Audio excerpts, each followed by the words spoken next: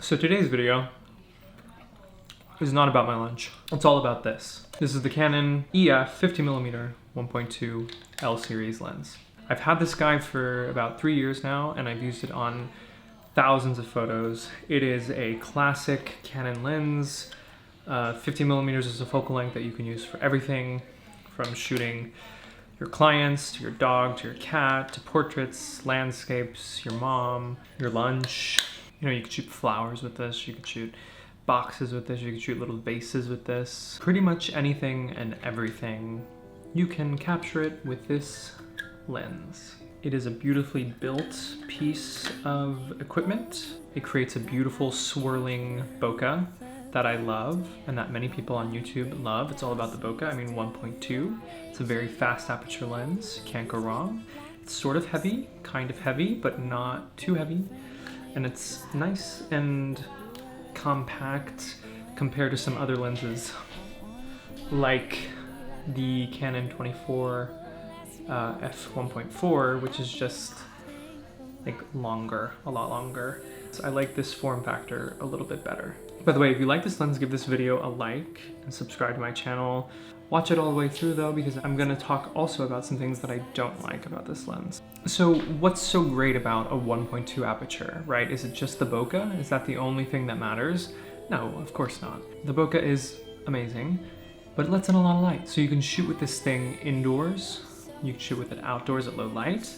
Don't really have to worry about having a flash if you're shooting at an event, necessarily. It is a really shallow depth of field at 1.2, so your plane of focus is very narrow. So when I was first shooting with this, I would often miss focus on my subjects where I intended to get the eye in focus, but I would instead get the nose in focus or the ears in focus, rather than getting the eye in focus. I was originally shooting with it on my Canon 5D Mark IV and had those focusing issues, which is mainly user error because I relied on the autofocus. But when I got my EOS R with the eye autofocus, I've noticed that the 1.2 focus accuracy is a lot better and that the eyes are really in focus most of the time. One thing I kind of dislike about this lens is the flare sometimes when shooting into the sun creates this really awkward slicing effect.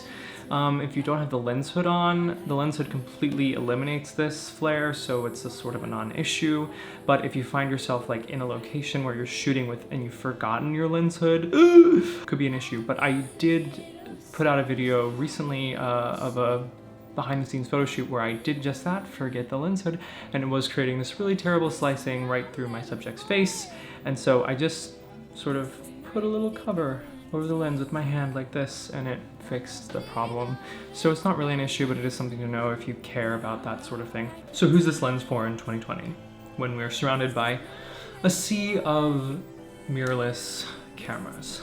Well, if you're a Canon shooter and you're shooting with an EF mount camera and you want the best 50mm lens that the system has to offer, this is your lens. You will not regret it. It is an amazing piece of glass. If you just picked up an EOS R, you want the 1.2 aperture, you want the 50mm focal length, you want to save a bit of money, but you don't want to shell out. How much is it? How much is that? I'm gonna look it up. Canon RF 50 1.2, $21.99. So if you don't want to shell out this much cash, you could get the Canon EF 50 1.2, $12.99. So if you get the EF version with the adapter, so you can adapt the EF to the EOS R, you're still saving money over the RF 1.2 lens. So you're not getting a lens that's natively attached to the EOS R, but it kind of is because the adapter, there's really no difference in the usability of the lens. It just sticks out like that much more, and it's not really a huge issue. So if you want this great quality lens at a little bit lower of a price and you're not crazy about that insane sharpness on the RF 1.2, go for this lens. I don't know, do you need it? Do you need it? Do we need it? Does anybody need it? So is this lens worth it in 2020? I love it. It's one of the reasons I don't want to switch completely from Canon to Fuji.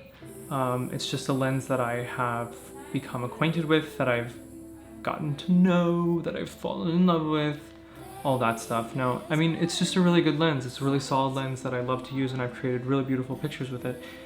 Yeah, I mean, I would highly recommend it if it's what you're looking for. I mean, maybe you don't need to shell out this much cash for the 1.2, maybe the 50-1.4 would be great for you, maybe the 1.8 would be great for you. It just depends on what you need. Maybe you're shooting on an EOS R, you want to have the native glass, not that the EF with the adapter is not native. So let me know what you think. I mean, I know a lot of people shoot with the 50-1.2. How do you feel about it? Is it a lens that you are gonna keep? Is it a lens that you're gonna sell? What do you think? I'd be really curious to know what you think. Like I said, I'm moving to mirrorless with these Fuji cameras, and I have my EOS R. I don't have any RF lenses, but I'd be interested in checking them out. I also am toying with the idea of selling my Canon system, but I kind of don't want to do that, mostly because I love the 50mm 1.2 and I really love the EOS R. So, I mean, that's really my main combination for photography right now in the Canon world. Yeah, let me know. I'd love to hear your opinion. Thanks so much for watching this video. I'll see you in the next one.